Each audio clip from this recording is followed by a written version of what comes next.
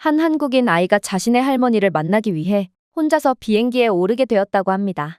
그리고 이 아이는 아직까지도 동양인에 대한 미묘한 차별이 존재하는 미국에서 자신의 어머니가 달아준 태극기 키링 덕분에 놀라운 경험을 하게 되었다고 하는데요. 그렇다면 이 아이가 한국으로 돌아가면서 어떤 기적 같은 경험을 했던 것일까요? 안녕하세요. 저는 미국에서 초등학교를 다니고 있는 11살 한국인 김주미라고 합니다. 몇몇 분들은 제가 돈이 많아서 미국에서 초등학교를 다니고 있다고 생각하지만 그건 사실이 아니에요. 저는 가난해서 미국에서 살게 된 거거든요. 저는 텍사스주 휴스턴의 비좁은 아파트에서 엄마와 함께 단둘이서 살고 있고 아파트의 벽은 얇고 난방이 거의 작동하지 않지만 상관없었어요. 집에는 저와 엄마만 있고 공간은 많이 필요하지 않을 뿐더러 바닥에 매트리스 하나면 충분하거든요. 어떤 밤에는 이웃들이 스페인어로 다투는 소리가 들리기도 하고 어떤 날은 벽 너머로 경찰이 들이닥치는 소리가 들리기도 하지만 그래도 엄마는 저희는 운이 좋은 편이라고 하셨어요. 적어도 저희는 저희만의 공간이 있거든요. 엄마는 저를 키우기 위해 많은 일을 하셨어요. 제가 일어나기 전에 나가고 제가 거의 잠들었을 때 집에 오시거든요. 엄마는 낮에는 모텔방을 청소하고 밤에는 식당에서 설거지를 해요. 그래도 저는 상황이 점점 더 나아지고 있다는 점에 항상 희망을 잃지 않았어요. 제가 처음에 미국 아이들과 만났을 때만 해도 아이들은 한국인인 저를 무시하고 차별했거든요. 하지만 이제는 한국에 대한 관심을 갖고 한국은 매우 세련되고 문화적으로 융성한 국가라는 것을 잘 알게 되었고 아이들은 제게 늘 한국 음식과 케이팝, 그리고 한국어 등 한국에 대한 많은 것들을 물어보며 제게 관심을 가져주거든요. 물론 저는 아이들에게 한국에 대한 많은 설명을 해줄 수 있었어요. 왜냐하면 제겐 부산에 사는 할머니가 계시거든요. 파란색 양철 지붕과 플라스틱 화분이 있는 작은 집, 4년 동안 보지 못했지만 저는 여전히 할머니의 옷에 묻은 참기름 냄새가 기억납니다. 그러나 이러한 제 추억은 한밤중에 엄마에게 걸려온 전화 한 통으로 완전히 박살이 나고 말았어요. 엄마는 휴대폰을 들고 있는 동안 손이 떨려왔어요. 엄마는 고개를 많이 끄덕였지만 별다른 말을 하지 않았어요. 전화를 끊고 나서 엄마는 그냥 속삭였습니다. 할머니가 쓰러지셨어. 저는 그게 무슨 뜻인지 알았어요. 엄마는 울지 않았습니다. 엄마는 걱정할 때면 항상 그렇듯이 일어나서 부엌으로 가서 물을 끓이실 뿐이었죠. 그날 밤 엄마는 어렵사리 저축한 돈으로 비행기를 예약했어요. 그런데 티켓은 달랑 한 장이었죠. 엄마는 어려운 결정을 내릴 때마다 항상 그랬듯이 저를 바라보았습니다. 그리고 침착하게 말씀하셨죠. 주미야, 어쩌면 이게 할머니의 마지막 모습일 수도 있어. 그러니 내가 할머니의 마지막 모습을 기억해 주어야 해. 저도 알고 있었습니다. 저희는 티켓을 2장 살 여유가 전혀 없다는 걸 말이죠. 그리고 엄마는 너무 바빴고 만약 한국에 갈 시간을 낸다면 엄마는 어렵사리 구한 일자리를 그만두어야만 할 거예요. 그래서 저는 휴스턴에서 로스앤젤레스를 경유하여 한국까지 가는 대장정을 떠나면서도 저 혼자 할머니의 마지막을 지키러 갈 수밖에 없는 거였죠. 두려움은 있었지만 불만은 없었어요. 지금껏 엄마가 저를 지켜주셨듯이 저도 엄마를 위해 할머니의 마지막을 지켜야 한다고 생각했거든요. 그래서 저는 엄마가 싸주신 짐을 다시 확인했죠. 제 한국 여권과 엄마가 직접 작성한 동의서, 할머니의 병원 서류, 그리고 지도를 말이에요. 마지막으로 엄마는 작은 태극기 열쇠고리를 건네주셨고 이걸 항상 가지고 다니라고 말씀하셨어요. 그래야 모든 사람들이 제 국적을 알 수 있고 혹시 모를 상황에 도움을 받을 수 있다며 말이죠. 그렇게 저는 엄마의 눈물을 간신히 참는 표정을 뒤로 한 채 한국으로 가는 여정을 시작하게 됩니다. 탑승 게이트는 분주했습니다. 어떤 사람들은 서두르고 어떤 사람들은 짜증을 내고 어떤 사람들은 자신의 비행기에 문제가 생겼는지 공항 직원과 싸우기도 했죠. 저는 이러한 분주한 분위기에 몸이 떨려왔지만 그럴수록 정신을 똑바로 차려야 한다는 생각에 여권을 두 손으로 꽉 쥔 채 앞으로 나섰어요. 그렇게 저는 조끼와 헤드셋을 쓴 키 큰 남자인 미국인 게이트 요원을 보며 미소를 지었습니다. 그의 배지에는 엘 위버라고 적혀 있었어요. 저는 배운 대로 티켓과 여권을 내밀었습니다. 엄마에게 배운 대로 양손으로 예의 바르게 말이에요. 그러나 그는 제가 이곳에 있을 자격이 없다는 듯 흘겨볼 뿐이었어요. 그러고선 험상궂고 날카로운 웃음을 지으며 제게 말을 건네왔어요. 이거 정말 내가 구매한 좌석이 맞아? 이 항공권은 $500가 넘는데 제대로 된 항공권이 맞냐는 거야. 가슴이 뛰었습니다. 처음에는 그의 말을 이해하지 못했어요. 하지만 곧 깨달았죠. 이 직원은 제가 이 항공권을 구매할 여력이 되지 않는다고 생각하는 모양이었어요. 제 서류 때문이 아니었어요. 제 동양인 얼굴과 만만해 보일 정도로 어린 나이 때문이었죠. 이건 제가 처음에 미국에 갔을 때 직접 겪었던 차별이었기에 저는 이러한 냉대와 차별을 확신할 수 있었어요. 그에게 저는 그저 가난한 아시아 나라에서 온 아이였던 것이죠. 하지만 저는 할머니의 임종을 지켜야만 했습니다. 그래서 용기를 내서 말했어요. 모든 서류를 가지고 있어요. 비자, 보호자 동의서, 그리고 저희 엄마는. 하지만 그는 제가 말할 틈조차 주지 않았죠. 얘야, 나는 내 인생 이야기를 들을 만큼 충분히 여유가 있지 않아. 그는 웃고 있었습니다. 있잖아, 그가 중얼거리며 말했습니다. 아시아 가정들 중 일부는 무료 환승을 위해 가짜 티켓을 조작하고 있어. 그중 대부분은 영어도 제대로 못하지. 마치 너처럼 말이야. 그러면서 그는 저희 엄마가 힘들게 번 돈으로 겨우 구매한 항공권을 마치 코푼 휴지처럼 구겨버렸는데요. 저는 그 모습을 보고 가슴이 산산조각 나는 것을 느꼈습니다. 저도 알고 있어요. 몇몇 중국인들은 여권이나 탑승권을 조작하면서까지 부정으로 이익을 취하려고 한다는 것을 말이에요. 그래서 저는 말하고 싶었어요. 저는 중국인이 아니라 한국인이라고 말이에요.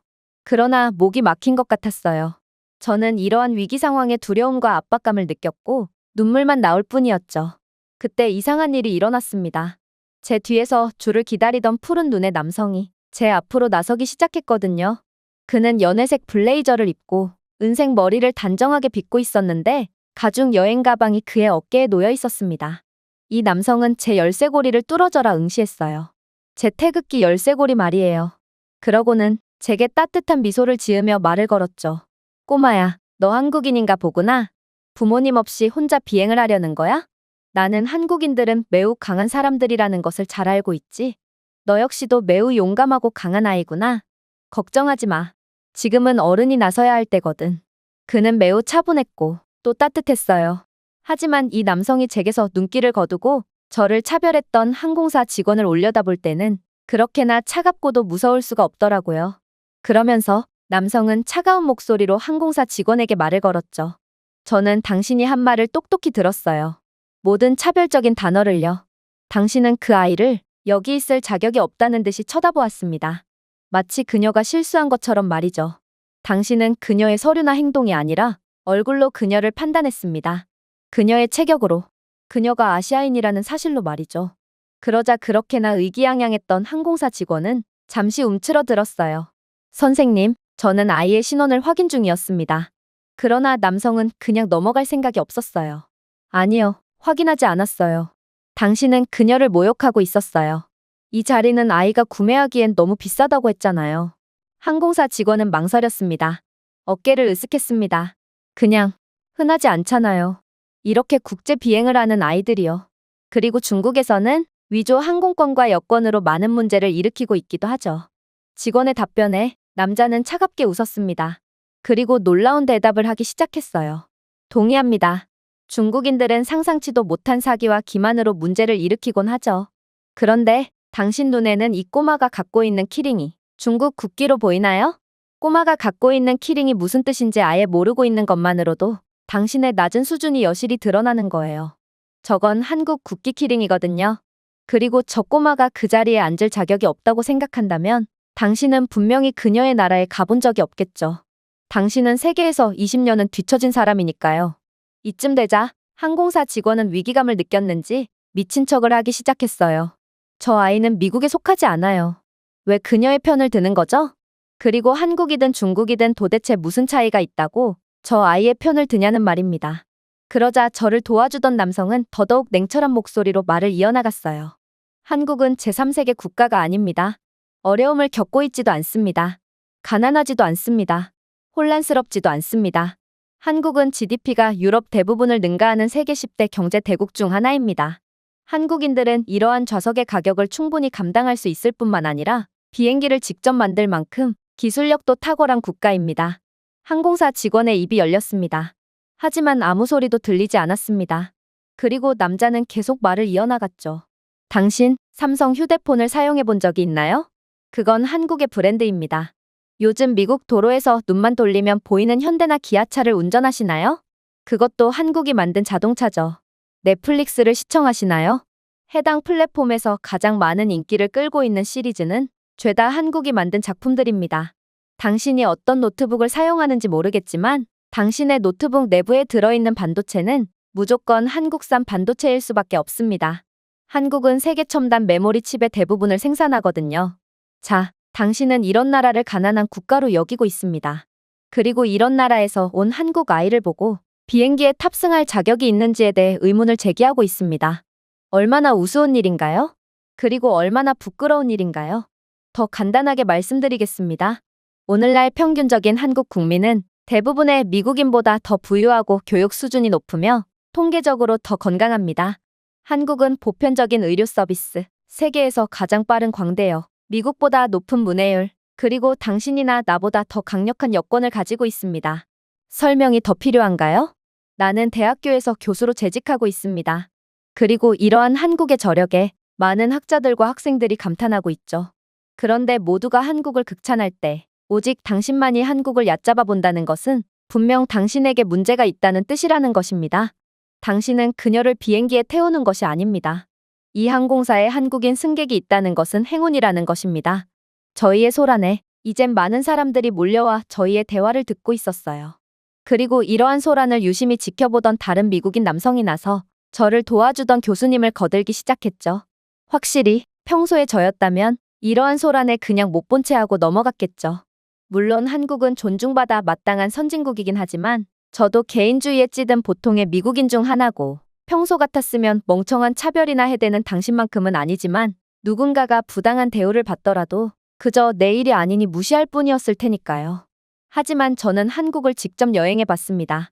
6개월 전에 말이죠. 그리고 한국을 여행해 본 저로서는 한국에서 이 한국인 아이를 도와주지 않으면 안 되는 경험을 여러 차례 하게 되었죠. 저는 27개국을 여행했습니다. 하지만 한국인들이 저를 대하는 방식으로 대우받은 적은 한 번도 없습니다. 고객으로서도 아니고 관광객으로서도 아닙니다. 인간으로서도 마찬가지입니다.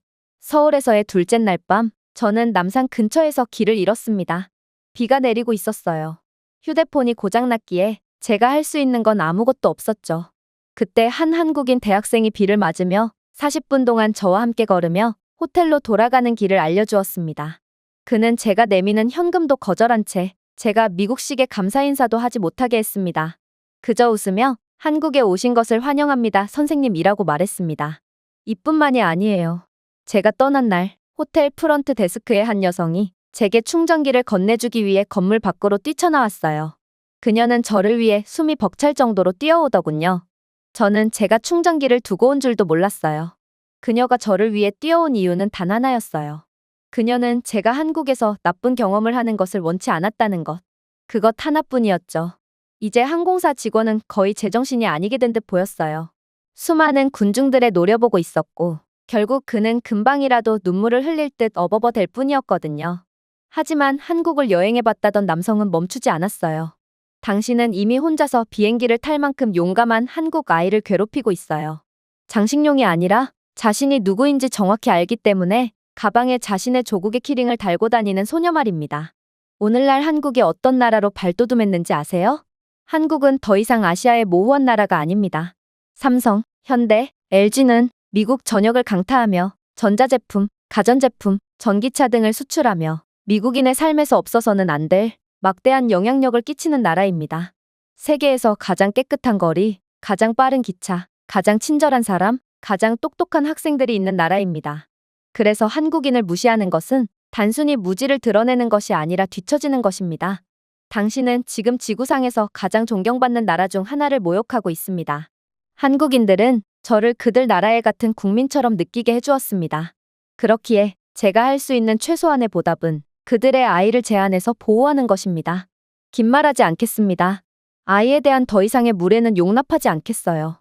이 아이에게 조금이라도 더 무례를 가한다면 저는 제 다음 비행기를 탑승하지 못하는 한이 있더라도 이 한국인 아이가 정당한 대우를 받을 수 있도록 무슨 일이든 할 것입니다. 그의 말에 지켜보던 군중들은 환호하기 시작했어요. 그리고 저는 한국인이라는 이유만으로 이렇듯 엄청난 도움을 받은 상황에 벅차올라 눈물을 흘릴 수밖에 없었죠. 아무런 이유가 없었어요. 그저 제가 한국인이라는 이유만으로, 아니, 한국 국적을 밝히지도 않았음에도 제 태극기 키링을 보고 수많은 사람들이 제 편을 들어준 거였죠. 이쯤 되자 제 항공권을 사정없이 구겨버렸던 항공사 직원은 얼굴이 새파랗게 질려 온몸을 벌벌 떨었어요. 그는 그가 감당할 수 없는 행동을 했다는 것에 대해 큰 후회를 하는 눈치였고 그가 사정없이 구겨버린 제 항공권을 필사적으로 펴더니 이내 황급히 제 항공권을 스캔하려고 했죠. 이건 매우 중요한 문제였습니다. 아무튼 저는 할머니의 임종을 지켜야 했기에 이번 항공기에 반드시 탑승했어야 했거든요. 하지만 심각한 문제가 발생하고 맙니다. 당황한 그는 스캐너가 고장날 정도로 사정없이 제 항공권을 스캔했음에도 항공권은 스캔 자체가 아예 안 될 정도로 구겨져 버렸는지 스캔이 전혀 되지 않았거든요. 그러자 그는 이 모든 책임을 제게 전가하려는 듯 이내 뻔뻔한 말을 해오더라고요. 그는 마치 제가 문제인 것처럼 저를 내려다보았고 이내 정말 예약을 한 게 맞냐는 질문을 건넸거든요. 그의 발언에 이를 지켜보던 모든 승객들은 다시금 야유를 보냈고 자신의 잘못을 제게 뒤집어 씌우려는 직원의 추잡한 행동에 눈살을 찌푸렸어요. 하지만 제게 있어 가장 큰 관심사는 항공권이 누구의 잘못으로 스캔이 안 되냐가 아니었어요. 저는 반드시 이번 비행기를 탑승해야만 했거든요. 그러나 직원은 자신의 잘못을 인정하면 징계라도 받는 것인지 승객들의 야유에도 좀처럼 잘못을 인정하려고 하지 않았죠. 사실 이렇게 된다면 제 입장에서는 방법이 전혀 없었어요. 저는 미국에서 살면서 한국과 미국은 완전히 다른 국가라는 것을 잘 알게 되었거든요. 한국은 전 세계에서 가장 친절하고 신속한 서비스를 제공하지만 미국은 전혀 다르기 때문입니다. 정말로 미국은 직원이 오히려 갑질을 하는 경우도 많고 항공사 측도 굼떠서 제게 즉각적인 도움을 제공하지 않을 가능성이 크거든요. 그래서 저는 너무나도 초조한 마음에 결국 눈물을 흘리고 말았어요. 분명히 제가 아는 미국이라면 제 이번 여행은 그대로 망해버린 게 분명했거든요. 하지만 그때 정말 믿기지 않는 상황이 펼쳐지기 시작했습니다. 몇 피트 떨어진 곳에서 조용히 있던 두 번째 게이트 요원이 앞으로 나섰고 이내 그녀는 이어피스에 무언가를 속삭이며 재빨리 고개를 끄덕였거든요. 그런 다음 그녀는 저를 똑바로 바라보며 말했습니다. 얘야, 걱정하지 말렴. 나는 내가 무엇을 걱정하고 있는지 잘 알고 있지만 내가 우려하는 그런 일은 일어나지 않을 거야. 말하긴 부끄럽지만 그건 내가 한국인이기 때문이지. 미국은 자본주의를 대표하는 국가답게 우리에게 쓸모가 있는 나라는 우대해주는 반면 쓸모가 없는 나라엔 국물도 없는 국가야. 그러나 한국은 우리에게 아주 중요한 국가고 아마 한국인인 내게만큼은 신속하고 즉각적인 대응을 해줄 거야. 솔직히 저는 처음에는 그녀가 대체 무슨 말을 하는지 이해하지 못했습니다. 그녀의 말을 이해하기엔 저는 아직 너무 어렸거든요. 그러나 저는 곧 상황을 어렴풋이 이해할 수 있게 됩니다. 왜냐하면 이 여성 직원이 누군가와 무전을 주고받은 지 얼마 되지 않아 양복 차림에 꽤 높은 직급인 것처럼 보이는 남성이 제게 다가왔거든요. 그러면서 제게 이름과 여권 등 이것저것을 요구하더니 이내 곧바로 항공권 하나를 새로 재발급해 주었죠. 정말 놀라웠어요. 이곳 항공사줄에는 수많은 사람들이 각기 다른 이유로 항의를 하며 소란을 벌이고 있었고 그럼에도 고객 서비스라는 개념이 전혀 없는 미국 항공사는 승객들의 불만을 들어줄 생각을 안 했거든요.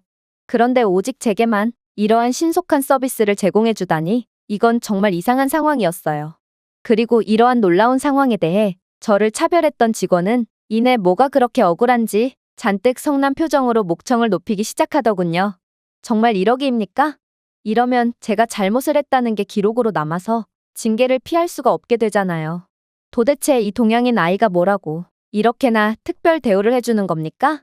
아무리 제가 잘못한 일이지만 그래도 한 번쯤은 같은 회사 직원의 편을 들어줄 수도 있는 거 아닙니까? 그러나 제게 항공권을 재발급해준 남성은 매우 침착했어요. 그리고 잔인하리만큼 냉정하게 항의를 하는 직원을 묵사발내기 시작했죠. 이봐, 잘 들어. 우리 항공사가 지금 한국과 얼마나 깊은 관계를 맺고 있는지 알아? 한국이 없으면 우리 항공사는 곧바로 무너질 정도라고. 멍청한 놈, 아직도 모르겠어? 환태평양 수익률의 거의 40%가 인천국제공항을 오가는 노선에서 발생할 뿐더러 우리는 한국과의 여러 화물 계약을 통해 추가적인 중요한 수익도 계속해서 창출하고 있어. 심지어 우리의 1등석 스위트룸은 죄다 한국인들로 가득 차 있는데 도대체 이런 중요한 나라를 가난하다고 비하하는 건 무슨 얼빠진 짓거리야? 그리고 우리 비행기의 기내 기술, 터치스크린 엔터테인먼트, OLED 디스플레이 패널 등은 전부 삼성과 LG 등에서 만든 제품이야. 비행기의 내비게이션 모듈과 엔진 내열 복합재까지 전부 다 한국산이지. 이제 알았어? 한국이 없으면 우리 항공사는 존재 자체를 할 수가 없는 셈이라고. 한국이 없으면 우리 항공사는 계약을 잃고 명성을 잃고 동아시아 경제 전체에 대한 접근성을 잃게 될 것이고, 이건 이 한국인 아이에 대한 친절함이 아니라 우리의 생존을 위한 필사적인 발버둥이야. 그러길래 왜 다른 국적자도 아니고 한국인을 건든 거야? 그리고 징계라고. 너 말 잘했다. 내 차별 행위는 단순히 징계로 끝나지 않을 거야. 왜냐하면 그저 단순한 징계를 내렸다가 다른 한국인들에게 반발을 사서 한국에서의 우리 항공사에 대한 이미지가 실추되기라도 한다면 우리는 괴멸적인 피해를 피할 수 없을 테니까 말이야. 그랬습니다. 그렇게나 굼뜨고 불친절한 서비스를 제공하기로 악명 높던 미국 항공사가 오직 제게만 신속한 대응을 해줬던 건 그저 제가 자랑스러운 한국 국적을 가진 한국인이기 때문인 거였습니다. 그야말로 미국은 자본주의의 논리 때문에 제게 완벽한 대응을 해줬던 거였죠. 또한 이 상급자 직원의 말대로 저를 차별했던 직원에 대한 징계는 즉각적이고 강력하게 집행되었어요. 곧바로 양복 차림에 은색 배지를 찬 소름 돋을 정도로 차가운 인상의 여성이 다가오더니 이내 냉정한 목소리로 말을 해왔거든요. 저 사람이 한국인 미동반 미성년자를 처리한 요원인가요? 그녀의 목소리는 차분했습니다. 너무 차분했어요. 그리고 비행기를 탈 자격이 없다는 듯이 저를 쳐다보며 제 티켓을 구겨버린 그 남자는 얼어붙은 채 서 있었죠. 당신은 한국 여권 소지자를 잘못 처리했습니다. 라고 그녀는 말했습니다. 당신은 승객의 티켓을 임의적으로 변경하고 탑승 지연을 초래했으며 다른 승객들 앞에서 근거 없는 언어적 비난을 했습니다. 당신은 한국 국적자를 무시했습니다. 그는 변명하려고 노력했습니다. 그냥 어린아이였어요. 그녀는 앞으로 나섰습니다. 아니요. 한국 시민이었어요. 그리고 당신이 한국과 관련된 후폭풍을 감당할 수 있을 것 같나요? 서울에서 온 VIP들이 이 터미널을 얼마나 이용하는지 이해하시나요? 매일 인천행 항공편이 몇 편이나 운항되는지 아시나요? 이 영상이 한국 언론에 퍼지면 어떻게 될지 아세요? 그는 침묵했어요. 우리는 한국과 전략적인 관계를 맺고 있습니다. 그리고 당신은 그것을 파괴했습니다. 그녀는 그의 앞에 서서 분명히 말했습니다. 배지 철수, 권한 정지, 오늘 터미널 밖으로 호송됨, 즉시 발효됨. 그는 더 이상 변명하지 못했습니다. 그는 그럴 수가 없었습니다. 그의 얼굴은 마치 몰래카메라에 잡혔다는 것을 방금 알게 된 사람처럼 창백했습니다. 다른 직원들은 그를 변호하지 않았어요. 아무도 하지 않았죠. 그는 결국 강제로 자리에서 떠나게 되었습니다. 그의 무전기는 빼앗겼습니다. 그의 배지가 그의 옷깃에서 떨어졌습니다. 사실 미국에서의 인종차별은 매우 미묘합니다. 그것은 숨겨진 듯 미묘하고 결국 막을 수가 없죠. 그러나 이번은 아니었어요. 이번에는 규칙이 바뀌었습니다. 제가 울어서가 아니었어요. 제가 어린아이라서도 아니었죠. 하지만 제가 어느 나라에서 왔는지가 중요했어요. 한국은 더 이상 사람들이 외면할 수 있는 나라가 아니기 때문입니다. 제가 처음 미국에 왔을 때에 비해서도 완전히 달라진 위상을 보이는 그런 최고의 선진국이 되어버린 것이죠. 제 조국인 한국은 기업들이 보호하는 국가입니다. 글로벌 항공사들도 불쾌감을 주기 전에 두 번 생각하는 나라입니다. 한국은 더 이상 아시아에 있는 고요한 나라가 아니기 때문입니다. 세계적인 국가였죠. 저는 재발매된 탑승권을 손에 들고 서 있었습니다. 아직 프린터에서 갓 나온 따끈한 항공권은 제게 큰 용기를 북돋아 주었어요. 한국인인 저를 건드는 나쁜 사람들은 전부 그 대가를 치르게 되었거든요. 제가 비행기에 탑승하기 위해 이동할 때도 제 키링을 본 많은 사람들은 제게 미소를 짓거나 호의적인 눈빛을 보내주었어요. 물론 제가 잘못 본 것일 수도 있지만 확실히 미국에서의 동양인이라는 포괄적인 인종에 대한 대우와 한국인이라는 세부적인 국적자의 대우는 완전히 다른 것 같았어요. 아무리 동양인에 대한 반감을 가지는 사람들이더라도 한국인에 대한 대우는 놀라울 만큼 확실했거든요. 그렇게 저는 드디어 비행기에 탑승하게 되었습니다. 친절한 승무원 언니는 제 항공권을 스캔했어요. 그리고 그녀는 약간 몸을 구부리고 거의 속삭이는 목소리로 말했어요. 좋은 여행 되세요, 김주미 양. 당신을 환영합니다. 다른 승객들에겐 무표정으로 응대하던 승무원 언니는 오직 제게만 친절한 인사를 건네줬고 저는 괜히 특별한 사람이 된 것 같은 기분에 다시금 기분이 좋아졌어요. 그렇게 저는 자리에 앉았죠. 비행기가 덜컹거리면서 이륙할 때는 두려우면서도 설레는 감정을 느꼈어요. 비행기가 추락하면 어쩌지 하면서도 하늘을 날아간다는 생각에 뭔가 제가 하늘 위의 천사가 된 것 같은 기분이 들기도 했거든요. 그리고 이젠 아무도 한국인인 저를 건들 수 없다는 생각을 하니 마음이 더욱 편안해지기도 했죠. 그러나 그건 제 착각일 뿐이었습니다. 대부분의 사람들은 한국인인 저를 좋아해 주었지만 아직 미국에서는 보일 듯 보이지 않는 미묘한 차별이 남아 있었거든요. 그리고 기내식 시간에 이러한 미묘한 차별은 시작되었어요. 미국인 승무원들은 치킨과 파스타 중에 하나를 선택하라며 기내식을 나눠주고 있었는데 제게는 무슨 음식을 원하는지 묻지도 않고 그저 일회용품에 담긴 수상한 음식만 던져주고 가버렸거든요. 솔직히 저는 이게 차별인 줄도 몰랐어요. 그때는 기내식이라는 게 뭔지도 몰랐고 그냥 생각지도 못했던 음식을 받아서 기분 좋게 먹으려고 했을 뿐이었죠. 그런데 눅눅한 일회용 용기 안에 든 음식은 조금 이상했어요. 다른 승객들은 꽤 그럴싸한 메인 요리와 생수, 그리고 빵, 디저트까지 받았는데 제겐 그저 차갑고 눅눅한 볶음밥 하나만이 제공되었거든요. 포크도 숟가락도 없이 그저 볶음밥 하나만 덜렁 제공되었죠. 저는 그저 영문도 모른 채 손으로 볶음밥을 퍼먹을 뿐이었어요. 그런데 그런 제 모습을 본 승무원은 저를 마치 짐승 보듯 조롱성 웃음을 보이는 거 아니겠어요? 그리고 그러한 모습을 유심히 보고 있던 제 옆자리의 남성은 도저히 안 되겠다는 듯 조용하지만 침착하게 승무원을 불러 세웠어요. 비즈니스 캐주얼 차림의 40대 후반의 이 남성은 제 태극기 열쇠고리를 유심히 쳐다보더니 이내 승무원에게 제 쟁반을 가리켰습니다. 저게 뭐예요? 승무원은 태연하게 대답했어요. 그녀의 식사입니다. 그러자 남성은 화를 간신히 억누르며 다시 질문을 이어나갔죠. 이 아이는 이것을 원하지 않았어요. 왜 그녀에게 선택권을 주지 않았던 거죠? 그러자 승무원은 잠시 망설이더니 간신히 대답을 이어나갔어요. 그녀는 미성년자이고 프로필에는 아시아인이라고 적혀 있었어요. 그녀는 외국인이라서 영어도 잘 못할 테죠? 그래서 저희는 아이를 위해 음식을 대신 골라준 것입니다. 중국의 음식인 볶음밥을 말이에요. 그러자 남성은 분노를 간신히 참으며 말했어요. 당신은 이 아이가 어디 출신인지 물어봤어요? 왜 그녀가 중국인일 거라고 확신하는 거죠? 그리고 이 아이가 영어를 할 줄 아는지도 모르면서 왜 당신 멋대로 아이를 판단하는 건가요? 결정적으로 당신은 아이에게 폐기 처리되어야 마땅한 싸구려 음식을 제공했으면서도 숟가락도 제공하지 않았고 음식을 손으로 겨우 먹는 아이를 비웃기까지 했어요. 당신은 변명할 여지 없이 아이를 차별한 거라고요. 저는 그제야 제가 겪은 경험이 미묘한 차별의 경험이었다는 것을 인지하게 되었습니다. 아무래도 승무원은 저를 중국인이라고 착각한 모양이었어요.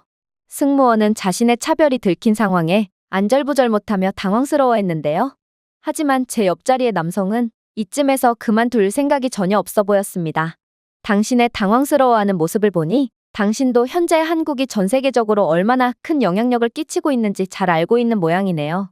만약 이 항공사에서 한국인을 차별했다는 소문이 퍼지게 된다면 한국의 경제력에 의존하는 이곳 항공사는 상당한 손실을 보게 되어 당신은 이러한 매출 급감에 책임을 지고 일자리를 잃게 되겠죠. 이게 당신의 섣부른 행동에 대한 대가란 말입니다. 그의 말이 끝나자 승무원은 좀 전에 조롱 섞인 비웃음은 도대체 어디로 갔는지 제게 연신 사과를 하며 그럴 의도는 아니었다며 변명을 이어갔는데요. 그러자 남자는 더욱 충격적인 이야기를 해오기 시작했어요. 그리고 굳이 한국이 전 세계적으로 막대한 영향력을 끼치는 국가가 아니더라도 당신은 절대로 한국을 무시해선 안 돼요. 왜냐하면 한국과 미국은 특별한 인연이 있는 국가거든요. 제가 이 한국인 아이를 도와주는 이유도 이와 관련이 있어요. 제 할아버지는 한국 전쟁에 참전하셨거든요. 참전용사 소리에 기내에 있던 모든 승객들은 남성의 말에 귀를 쫑긋 세웠어요. 미국은 참전용사를 존경하는 사회적 분위기가 있고 참전용사의 가족들에게까지도 어느 정도의 대우를 해주는 문화가 존재하거든요. 할아버지는 한국에 대한 이야기를 멈추지 않으셨어요. 하지만 전쟁 때문만은 아니었어요. 할아버지에게 일어난 일 때문이었죠. 부산 근처에서 치열한 전투를 벌이던 중 할아버지는 부대에서 분리되었습니다. 할아버지는 부상을 입고 낙오되어 죽음의 두려움에 떨었습니다. 할아버지는 한국어도 몰랐고 무전기도 없었고 도움을 받을 수도 없었죠. 그러나 죽음의 늪이 코앞까지 다가온 상황에서 한국 소년이 할아버지를 발견했습니다. 그는 15살쯤 되어 보이는 어린 소년이었다고 했어요. 저는 심장이 부드럽게 두근거리며 귀를 기울였습니다. 그 소년은 도망치지 않았어요. 그는 할아버지를 돌려보내지 않았어요. 대신 모든 것을 걸었어요. 그는 말도 안 통하는 죽어가는 할아버지께 음식과 약, 담요를 가져다 주었어요. 비록 자신이 먹을 수 있는 양조차 거의 없었지만요. 그리고 이틀 후 그 소녀는 할아버지를 안전한 곳으로 데려갔어요. 남자는 잠시 멈춰서서 눈을 살짝 반짝였습니다. 할아버지가 그에게 물었습니다. 왜? 왜 낯선 미국 군인을 돕느냐? 처음 보는 모르는 사람을 도대체 왜 목숨을 걸고 돕는 거냐? 그러자 그 한국 소녀는 한국을 도와주러 온 사람들이니 나도 마땅히 목숨을 걸고 당신들을 돕겠다라고 간단히 대답했습니다. 물론 번역이 정확하진 않았지만 소년의 뜻은 정확하게 할아버지께 전달되었다고 했어요. 그는 이제 분명히 감정적으로 심호흡을 했습니다. 할아버지는 그 소년의 용기 덕분에 무사히 집으로 돌아오셨습니다. 할아버지는 살고 가정을 꾸리고 삶을 살았습니다. 할아버지는 항상 자신이 한국을 살린 것이 아니라 한국이 자신을 먼저 구해주었다고 말씀하셨어요. 할아버지는 돌아가실 때까지 매일 태극기를 지갑에 넣고 다녔어요. 그는 제 태극기 열쇠고리를 부드럽게 만졌습니다. 그래서 이 아이의 태극기를 보았을 때 할아버지의 이야기가 생각났어요. 그 한국 소년, 그의 용기, 친절, 품위를 다시 보았어요. 이 아이는 할아버지의 지갑에 있던 태극기 문양과 같은 키링을 들고 있고 같은 자부심을 가지고 있습니다. 그런 제가 어떻게 이 아이가 누군가에게 부당하게 무시당하는 것을 두고만 볼 수 있겠어요? 그는 저를 향해 부드럽게 미소를 지었습니다. 얘야, 내 선배들은 한국을 방어하고 건설하기 위해 모든 것을 바쳤단다. 물론 내게 있어 그들은 다른 국가 사람들일 뿐이지만 그럼에도 분명 존경받아 마땅한 사람들이지. 그리고 내 나라의 친절히 내 할아버지를 구해주었단다. 오늘 나는 70년 전 부산에 있던 그 소년에게 빚을 갚고 있는 거야. 할아버지를 대신해서 말이야. 결국 저는 모든 승객들로부터 박수를 받았습니다. 저는 아무것도 한 것이 없어요. 그저 저희 증조할아버지 아니면 고조할아버지 세대의 노력 덕분에 대우를 받고 있는 거였죠. 저는 아직 어렸지만 제 조국이 얼마나 대단한 국가인지 이젠 정확히 인지할 수 있었어요. 그리고 저 또한 그러한 계보를 잇기 위해서 부끄러운 사람이 되지 말아야 한다는 것도요. 그렇게 저는 LA에 무사히 도착했어요. 그리고 항공사는 자신들의 행위가 부끄러웠는지 저보고 소문을 내지 말라고 신신당부하며 제 인천행 비행기를 비즈니스 티켓으로 업그레이드해 주었어요. 덕분에 저는 인천으로 가는 비행 내내 대우를 받으며 이동할 수 있었죠. 그리고 비즈니스석에는 한국인들이 꽤나 많았던 걸 보면 정말로 제 조국 한국은 그 사이에 엄청난 부자 나라가 되었다는 것을 느낄 수 있었어요. 제가 만약 한국인이 아니었다면 제 비행은 시작과 동시에 망해버려 할머니를 뵈러 갈 수가 없었을 거예요. 그러나 저는 한국인이라는 이유만으로 숱한 도움의 손길을 받았고 덕분에 무사히 인천에 도착할 수 있었습니다. 버스를 타고 이동하는 과정에서도 한국은 제가 사는 미국보다 훨씬 발전되고 안전한 국가라는 것을 곧바로 느낄 수 있었을 정도로 제 조국은 매우 특별하고도 대단한 나라였어요. 그리고 마침내 저는 할머니가 입원해 있는 병원에 도착할 수 있었죠. 할머니는 하얀 시트 아래 작고 연약한 상태로 누워 눈을 감고 부드럽게 숨을 쉬고 있었어요. 그러나 제가 도착하자마자 할머니는 제 존재를 귀신같이 눈치채셨고 할머니의 눈은 긴 겨울이 지나고 꽃잎이 펼쳐지는 것처럼 천천히 떠졌습니다. 할머니는 저를 보았고 순식간에 눈물로 가득 찼습니다. 우리 주미 왔어? 진짜야? 할머니는 한 손을 가늘게 뻗으며 약하게 속삭였습니다. 할머니. 저는 할머니의 손을 부드럽게 잡으며 목소리가 떨렸습니다. 마치 소중한 도자기 조각을 들고 있는 것처럼 가볍고 섬세하게 느껴졌습니다. 그리고 할머니는 정말로 모든 기력을 저를 기다리는 데에 사용하고 계셨는지 그렇게 저를 보자마자 세상을 떠나셨는데요. 의사 선생님도 할머니가 다시 눈을 뜬 건 과학적으로 설명이 되지 않는 기적이라며 할머니는 저를 기다리기 위해 최선의 최선을 다했다는 것을 말씀해 주셨어요. 저는 할머니의 죽음 앞에서 엄청난 슬픔을 느꼈지만 한편으로는 제가 할머니의 마지막 모습을 지킬 수 있도록 도와준 모든 사람들에게 감사함도 느꼈어요. 저는 물론 혼자서 머나먼 여정을 성공했지만 제 내면 깊은 곳에서는 여정을 떠나왔던 건 저만이 아니었다는 것을 알고 있었습니다. 모두가 함께했습니다. 미국에서 저를 위해 일어섰던 낯선 사람들, 한국을 기억하고 국기를 기리며 자부심을 지켜준 사람들의 친절함 등 이제 저는 제 작은 여정이 저나 할머니에 관한 것만은 아니었다는 것을 깨달았습니다. 그것은 우리 모두에 관한 것이었습니다.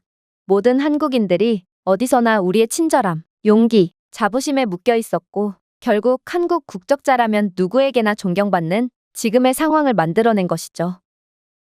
제가 준비해온 내용은 여기까지입니다. 끝까지 시청해주셔서 진심으로 감사드리며 여러분들의 구독과 좋아요, 알림 설정은 영상 제작에 큰 힘이 됩니다. 이상 세모튜브였습니다.